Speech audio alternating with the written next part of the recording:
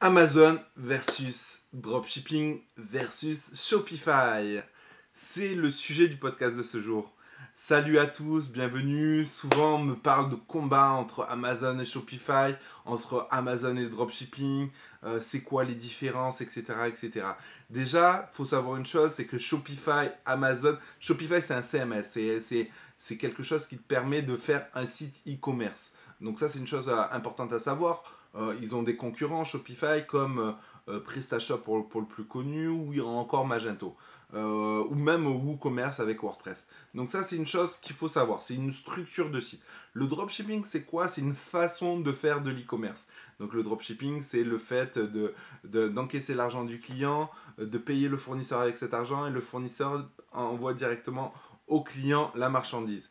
Donc ainsi, tu n'as pas besoin d'avoir de stock et tu peux avoir des milliers de produits sur ta boutique et vendre. Et sur Amazon, Amazon c'est quoi? C'est à la fois une boutique, à la fois un moteur de recherche, et tu peux mettre tes produits chez Amazon et vendre grâce à Amazon. Pour cela, il te faut du stock. Après, tu peux le faire en mode dropshipping sur Amazon, mais pour moi, je ne te le conseille pas parce que le dropshipping est beaucoup moins performant pour moi que de mettre du stock directement. Donc voilà, toutes ces informations, j'espère que déjà on est clair par rapport à ça. Quel est mon point de vue par rapport à tout ça?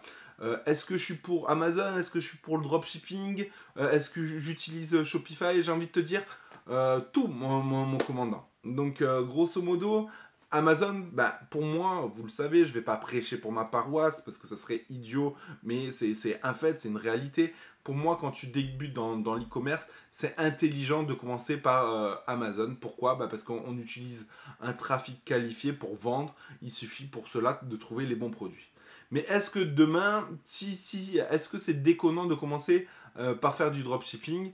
La réponse est non. Tu peux aussi très très bien commencer par le dropshipping, seulement il faut bien le faire. Encore une fois, il y a beaucoup de problématiques au dropshipping. Déjà, le dropshipping, il faut monter sa propre boutique. Donc cette boutique-là, on va la montrer justement sur ce CMS qui est Shopify. Donc on va monter cette boutique sur Shopify. Donc Shopify, à la base, il est clean. Donc là, moi, ce que je t'invite à faire, c'est de prendre un thème Shopify. Donc moi, je te conseille fortement le thème Fastlane, qui est pour moi le meilleur thème. Donc tu as le lien dans la description. Après à ça, il va falloir rajouter des plugins pour rassurer les personnes, pour mieux convertir, etc.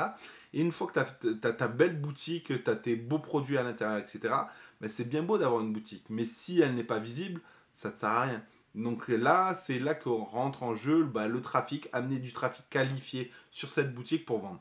Et c'est pour moi, c'est pour ça que c'est un petit peu délicat quand tu es débutant de commencer par le dropshipping. Je te dis pas de pas le faire parce que ça marche super bien. Donc tu peux le faire via des communautés Instagram, via des influenceurs Instagram, via la publicité Snapchat, via le référencement naturel, via Facebook. Tu peux le faire de plein de manières que ce soit. Donc ça, c'est quelque chose qui marche plutôt bien. Tu peux remplir aussi, avoir un catalogue conséquent. Je t'invite à faire des catalogues thématiques plutôt que généralistes parce que ça convertit beaucoup mieux en mon sens. Et après, je t'invite à faire du dropshipping intelligent. Encore une fois, qu'est-ce que c'est pour moi du dropshipping intelligent? C'est de voir au long terme avec ta boutique, de créer une marque avec cette boutique, de prendre des produits de qualité et non cheap. Et tendance ou pas, peu importe, il faut avoir les deux, j'estime qu'il faut avoir les deux dans sa boutique. Et si tu peux rajouter des CTA, des logos, si tu peux avoir un packaging neutre et pas avec des écritures chinoises, etc., ça n'est que mieux pour l'expérience du client sur ta boutique. Encore une fois, tu as un être humain en face de toi, c'est super important de le prendre en considération. Quand tu vas te lancer dans un business, encore une fois, j'aime bien le dire et je le redis, prends le temps de faire des notes, prends le temps de définir ta stratégie, etc. sur papier avant de passer à l'action. Et puis voilà, moi j'ai envie de te dire, moi personnellement je préfère Amazon, d'autres préfèrent le dropshipping.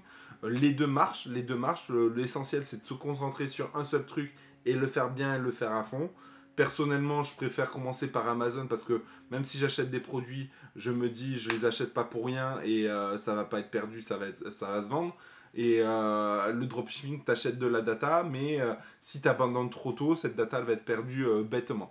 Donc à toi de définir ton budget dès le départ Et en fonction de ce budget-là et du temps que tu y as consacré, bah, te dire est-ce que ça vaut le coup de faire plutôt du dropshipping ou plutôt de l'Amazon. Voilà, j'espère t'avoir aidé là-dessus. Les deux business models sont bons.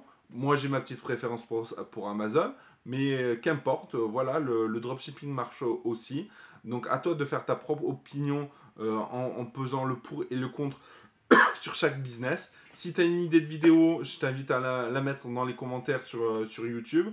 Comme ça, je pourrais enchaîner les vidéos. Je t'invite à liker la vidéo si elle te plaît. Si elle ne te plaît pas, mets un pouce vers le bas, mais explique-moi pourquoi en commentaire. Comme ça, tu vois, je me couche moins con le soir et voilà. Et au moins, voilà, j'essaye de comprendre pourquoi j'ai des pouces négatifs pour pouvoir justement progresser. Sur ce, je te dis à bientôt, Rouya, dans une prochaine vidéo. Ciao, ciao.